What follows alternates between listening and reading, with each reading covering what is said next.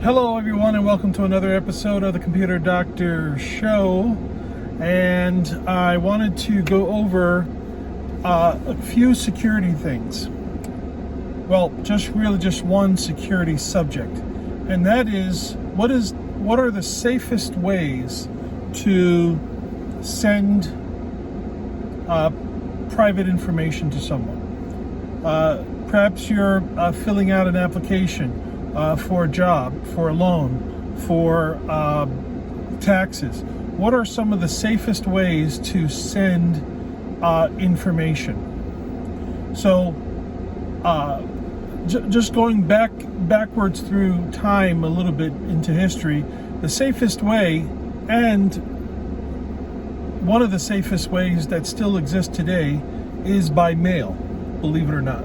But very, very few people use mail anymore. Okay, mail, and when I say mail, I'm not talking about email. I'm talking about actual in an envelope. You lick the stamp and put the stamp on, and you actually take this physical thing and put it in a mailbox. Remember when we used to do that? Yes.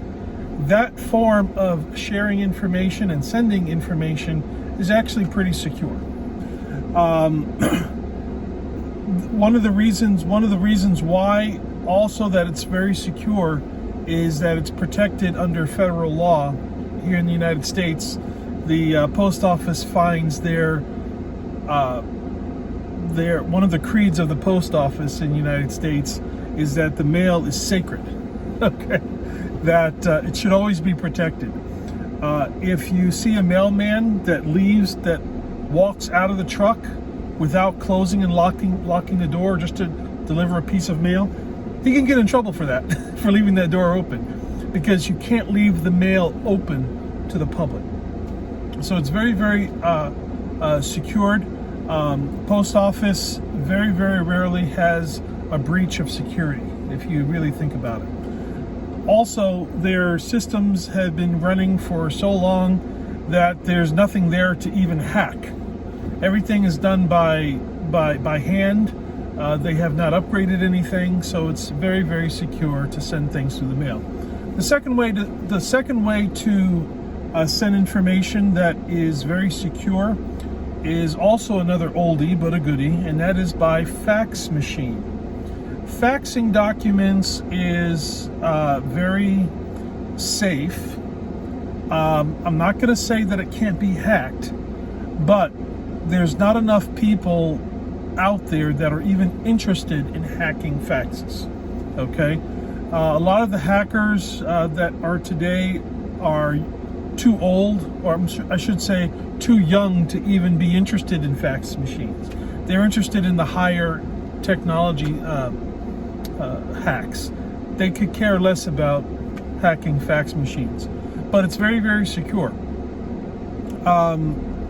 Obviously, in order to use a fax machine, you have to have a phone line, like an old school phone line, and an actual fax machine on both sides.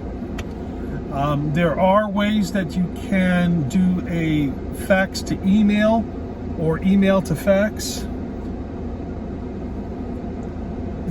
There are some complications with security in here, because now you're adding a file into the mix.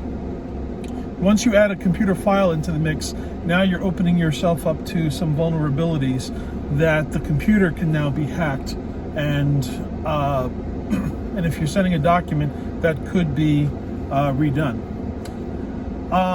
So again, mailing and faxing. The third way that I'm going to say is safe, I'm going to cover two more things, and that is to send documents by sharing a cloud file. Sharing cloud files are extremely safe. It's very, very difficult to hack these systems. There has not been any major breaches as far as clouds go. There have been breaches on devices that get their security from a cloud, but not the cloud itself. The cloud consists of a series of servers. Google Documents, very, very secure. Dropbox, very, very secure. All of these cloud services, very, very secure.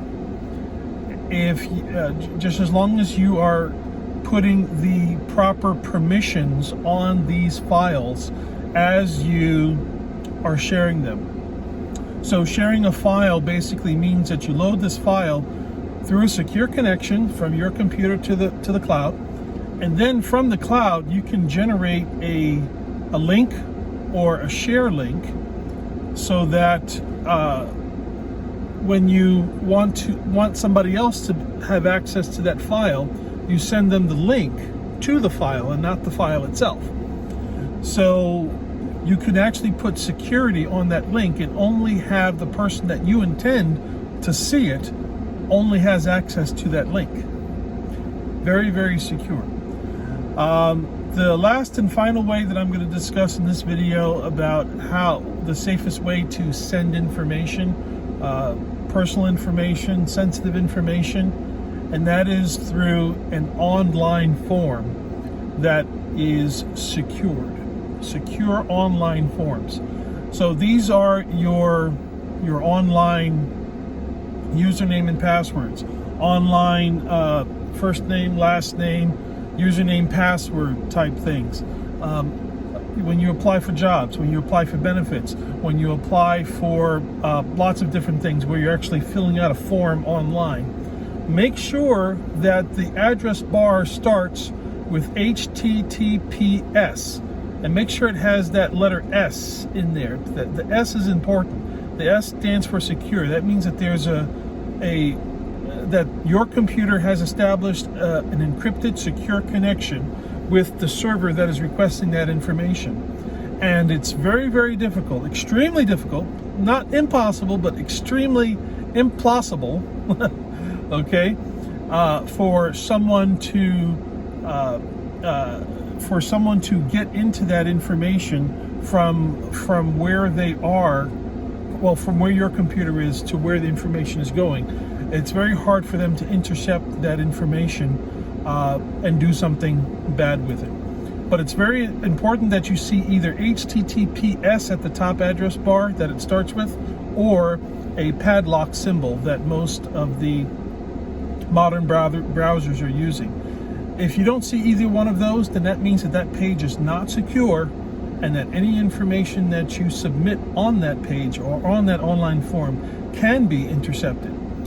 But if there is no padlock and no HTTPS, that means that it is not secure. If there is a padlock and an HTTPS and or HTTPS, that means that it is secure and it's okay to send your information through those means. Okay?